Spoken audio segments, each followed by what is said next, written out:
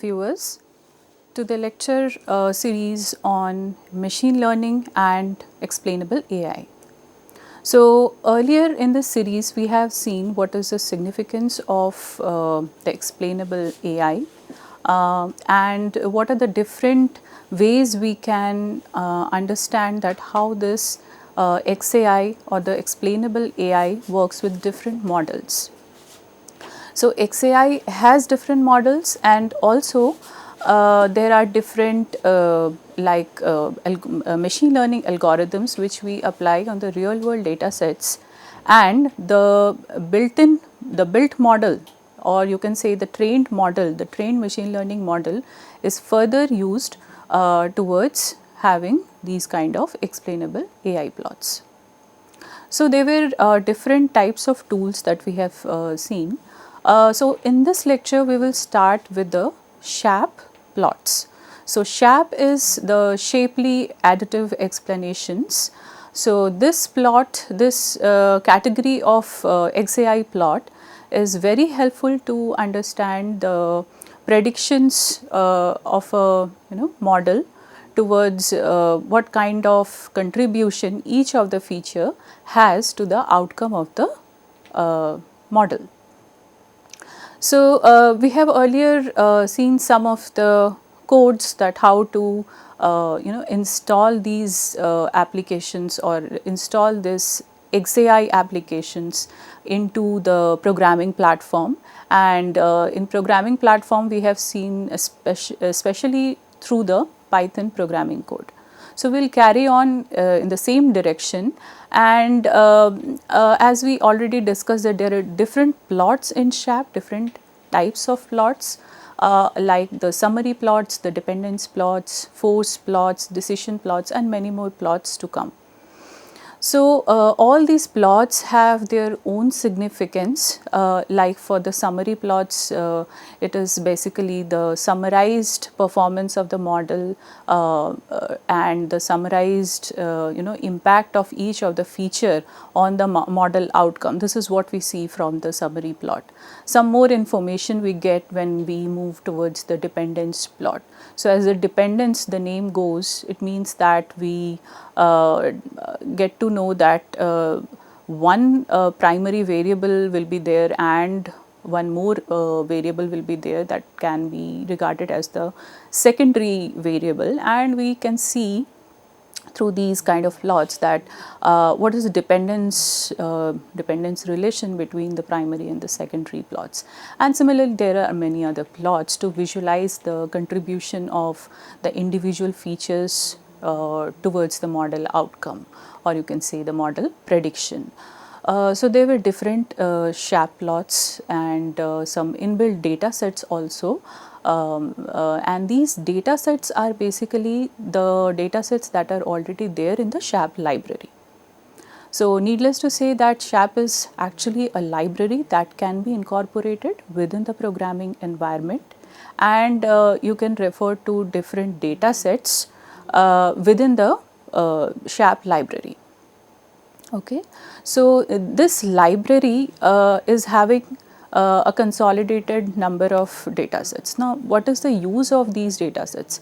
And it does not actually restrict us to run our SHAP code or our explainable AI code only on these data sets. These are just the inbuilt data sets that people use for just running out some examples. And since these are the inbuilt data sets, so you do not have to load the data set from the external sources.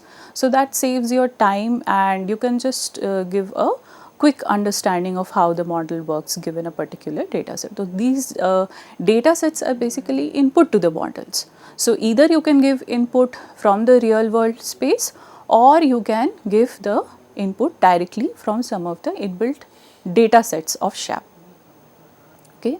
So, these are some of the models, some of the data set from the SHAP library. So, time to time we can take some of the data sets from here. Also in this lecture you will get to see that how the other data sets are used and how their output can be interpreted using the explainable AI, that is SHAP. So, coming to the implementation of the SHAP, first of all, be it any library, you first have to install it. So, for installation, we use this command pip install SHAP.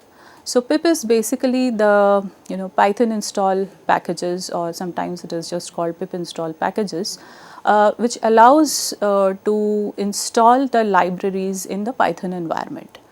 Now, if you are doing the programming of Python in your local server, or you can say your own laptop, then you have to execute this on the command prompt just once. So, once you have installed this library, it stays in your the path that you have provided inside your computer or your laptop. But if you are using the cloud space for running the programs like this, then you might have to pip install each package each time you are executing the program. So, some of the libraries are there that need not to be installed, some basic libraries of Python, but since these are the specific libraries that are used for specific task, specific analysis of the data sets, so these libraries have to be installed if you are working on the cloud space, for example, Gurukula. Now, next once we install the SHAP, we import these files and we import SHAP, as you can clearly see, and then we also import the model that is used for the training purpose. And nextly, what we do subsequently, we load the data set. Now, here the load is not an explicit load because we are using the shap.datasets.california. So, the time of loading of the data set from the external space is actually more, but since we are using the loading of the data set from the library itself, so this is an implicit loading of the data set. So, it becomes a little bit more quicker. And when the data set is loaded, then we go for the training. Training of the model in this case is done using XGBoost. So, it is a regressor that is fitted on the given data. So, let me tell you that this data, that is the California data set, this is basically the housing prices in California. It's an old data set. Sometimes the programmers from the back end who has posted this data set, they may introduce more rows, more samples into this. So, it sometimes gets updated also. But anyways, this is a very famous and widely used data set for analysis purpose. So, we have to predict the housing price, so which is a regression problem because the prices are in the continuous domain, and which is why we use the regression to find out the prediction of the housing prices. So, given certain inputs, what will be the price or what is likely to be the price of the houses in California. So, we have fit the model using the XGBoost machine learning, and then the model prediction, whatever the model is already trained and got fit using this machine learning model. It can be any other model. So, you can have anything other than XGBoost and fit the model. So, then once the model is trained, it is built, we use the SHAP explainer. So, first we create a L value, or you can say L value variable, that is explainer in the left hand side. So, explainer is equal to SHAP.explainer model. So, the L value explainer is the variable, and on the right hand side the SHAP.explainer is the library. Inside this, the model is passed, that is, this is the same model that we have just trained, or you can say it's fit using the machine learning model. Now, it is passed through this SHAP.explainer, and then we are using the model for performing the explanation. Okay. So, there are different ways again to see the explanation, as we just spoke about the decision plot, the dependence plot, force plot, summary plot. So here the way we are visualizing in this example is using the summary plot. So SHAP dot summary plot, and we are passing the SHAP values that are generated from the explainer model, and then we are passing the model X. So this is the output that comes around. So you can see that there are different colors also that goes from high to low. So each of this point in this, it looks like a scatter plot with the average value at 0, so that you can see that which parameters or which features are having a negative contribution and which are having a positive contribution as they move from the positive, as they move from the negative to positive, and likewise. And high to low is basically the high and low values for individual features. So from this plot you can see that as the number of you can say the rooms are increasing, the price is also increasing. So it is more contributing towards higher pricing in the California. Also you can see some clusters of points forming in the lat and long. So maybe there are some areas in California which are having higher priced properties. So lat long means it's locating or it's signifying a particular location, a geolocation. So similarly there are different ways you can interpret the SHAP summary plot. Now moving towards the different plot categories. Okay, so we have seen the summary plot, and we just spoke about force plot and dependence plot.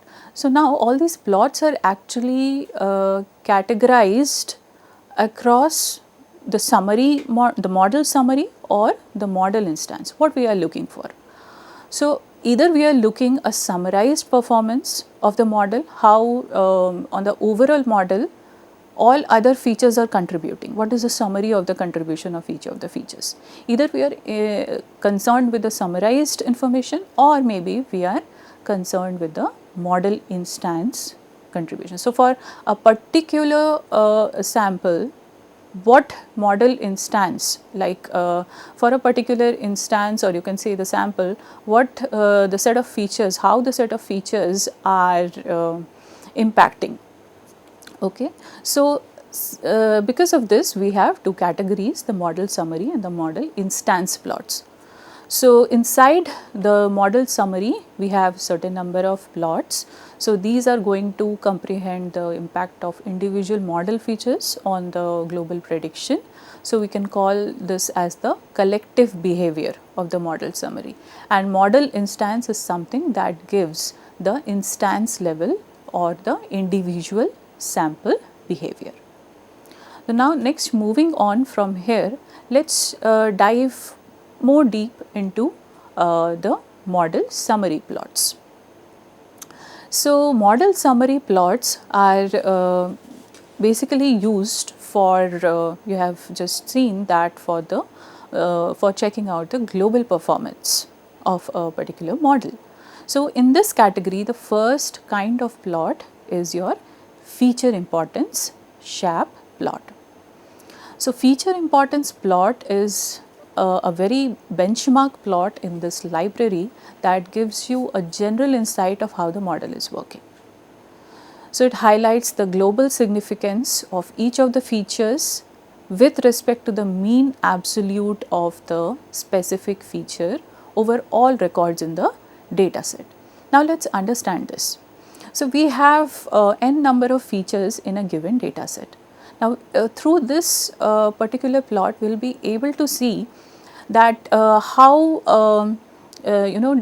all these features, if they are lined up, how can we rank them. So when the rank some order is taken into consideration, then it becomes the feature importance plot. So let's say if we are taking a soil data set in which we are doing some pH prediction.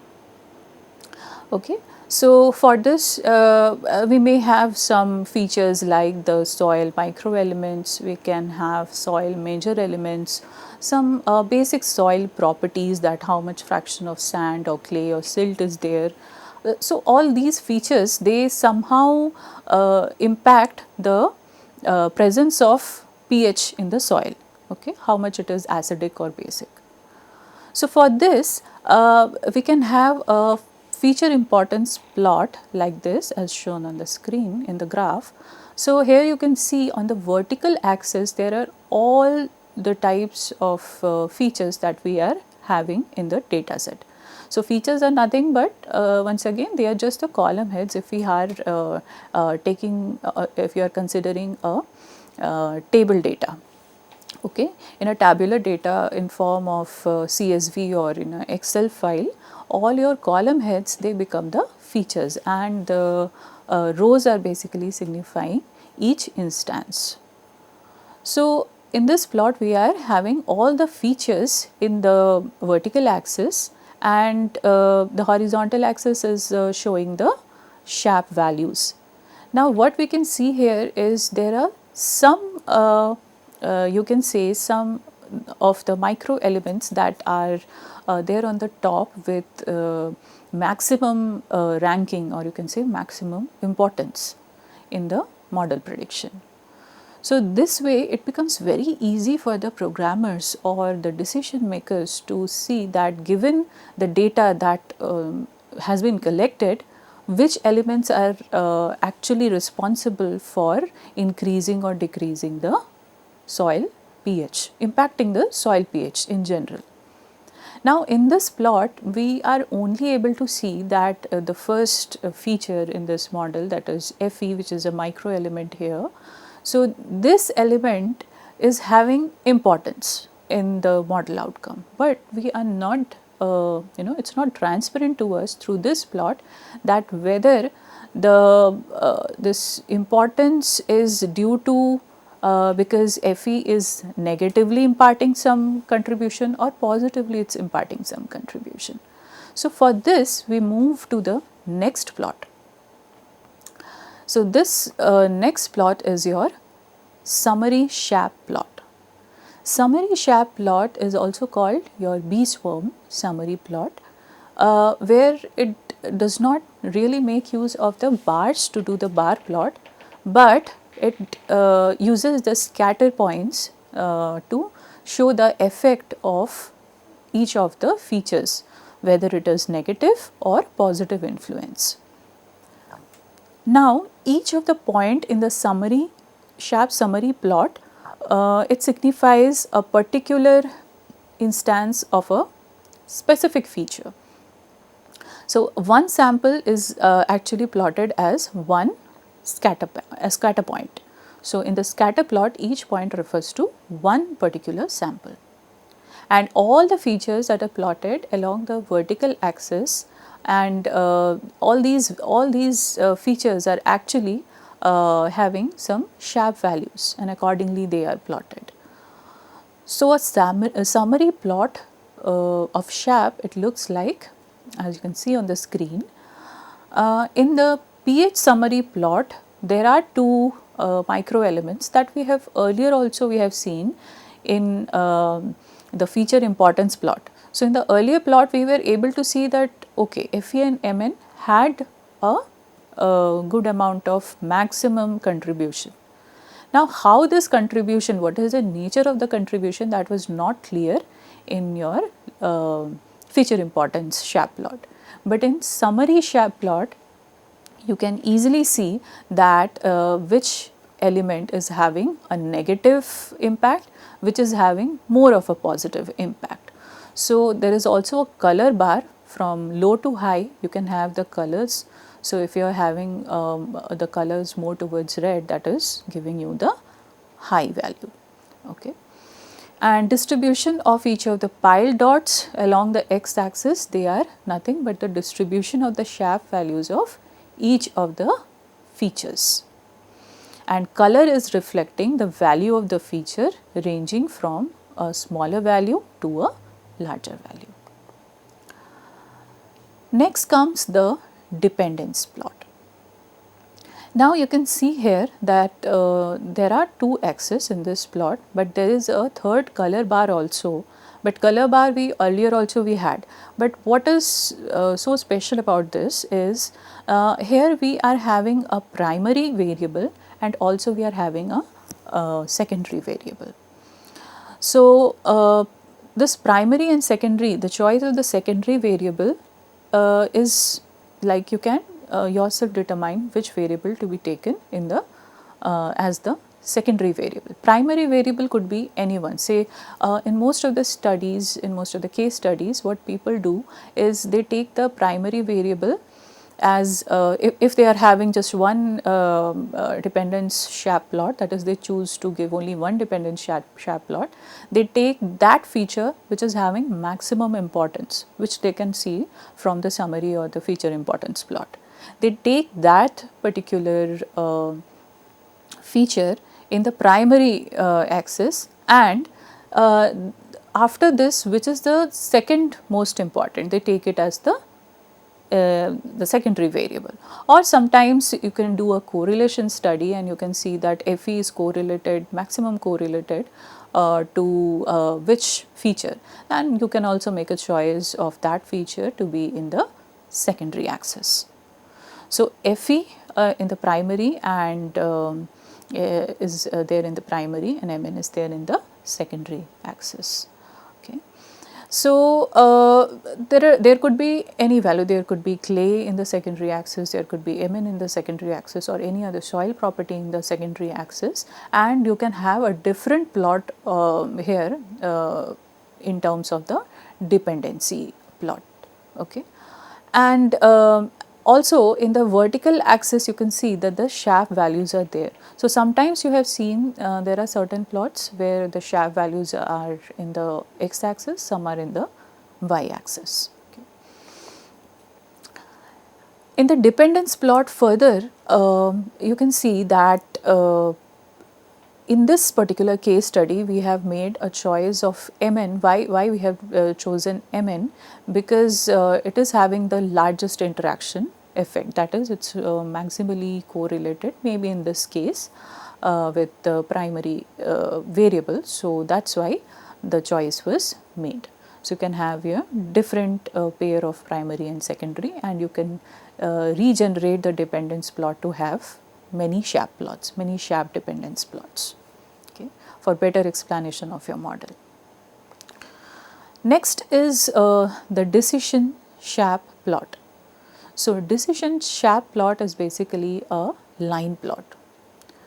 So you can see that as of now there were bar plots, there were scatter plots, there were scatter plots with the positive and the negative impact. Now we are seeing a kind of plot where lines are used. So lines are like rising from the bottom to top, giving an impression of which element is having the lowest value towards making the prediction, and gradually we get the predicted value. Okay. So the decision plot illustrates the model prediction by mapping the cumulative SHAP values for each of the prediction. This is what the decisioning happens this way. And one line on the plot represents the contribution of each of the model feature. So if we want to see that which feature is actually driving the prediction, we can easily see these kind of decision plots. So which feature is imparting more towards the decision making. So again, x axis is showing the model output and y axis lists the features ordered by importance for the specific set of observations. So there are some other plots also that we will see in the particular lecture series. So we are stopping here, and let's meet again to continue on the same. Thank you.